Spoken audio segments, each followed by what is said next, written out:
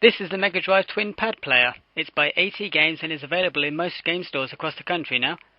However, for this video I'm going to be looking at the Chinese version. Let's have a look inside and see what we got.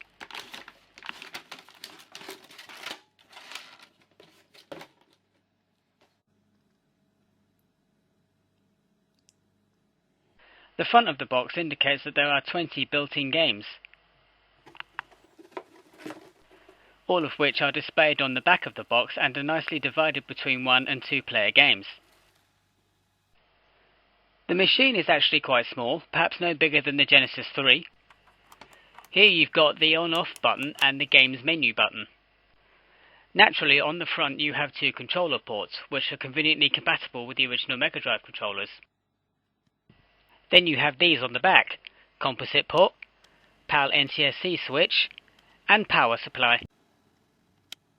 This is how the machine measures up against the Mega Drive and the Mega Drive 2.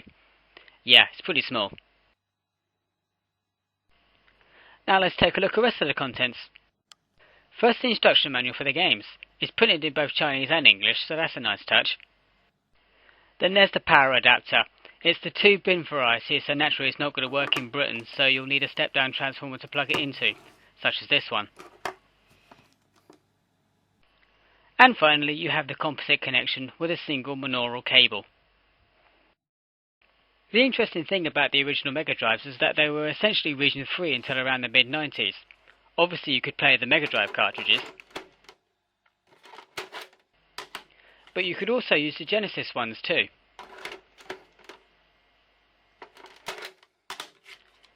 Unfortunately, Japanese cartridges just wouldn't fit.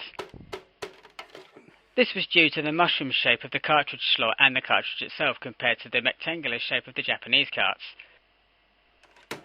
So unless you modified the slot by sawing the ends off, or removing the top half of the shell, there was no natural way to play Japanese games. But thanks to AtGames, that's no longer an issue. You can insert all 3 variants. You could even insert the 32X as well, although this is kind of pointless as the ports on the backs don't match up. One thing you also can't do is attach it to a Mega CD, as there is no slot for it to go into. Besides, it looks stupid sitting there like that. Now to look at the pads that come with it. As you can see, they are smaller than the 6-button pad. They're modelled on the 6-button pad, but the buttons and the D-pad stick too far out to be comfortable with.